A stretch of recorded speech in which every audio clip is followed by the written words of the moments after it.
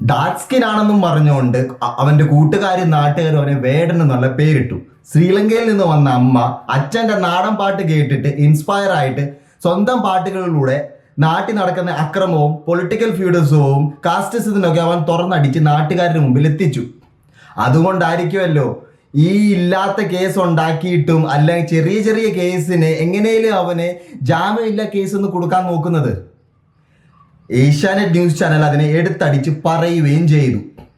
2010 ലാലേട്ടൻ്റെ വീട്ടിൽ നിന്ന് 4 ആനക്കൊമ്പകൾ കിട്ടി. ആ കേസ് എടുത്തത് 2012. റിപ്പോർട്ടർ ചാനൽ ആണെങ്കിൽ ഫോട്ടോ സഹിതം സുരേഷ് ഗോപിയുടെ കഴുത്തി കിടക്കുന്ന ലോക്കറ്റിൽ പുലി പല്ല അന്ന് കാണിച്ചു. എന്ത് ചെയ്യാ അതൊക്കെ? ഇതേ സമയത്ത് കേരളത്തിൽ 2 സെലിബ്രിറ്റികൾ സിന്തറ്റിക് ഡ്രഗ് ഉപയോഗിക്കുന്നതായ ന്യൂസ് പുറത്തു വന്നു. അവരെടുത്ത് സമ്മതിക്കുകയും ചെയ്തു. ആ ന്യൂസൊക്കെ എവിടെ? ഇല്ല.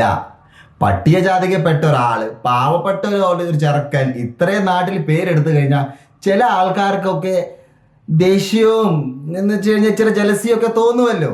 അത് തന്നെയായത്. കഴിഞ്ഞ വീഡിയോയിൽ ഞാൻ അവനെ ഫേവർ ആയിട്ടൊരു വീഡിയോ ഇട്ടു.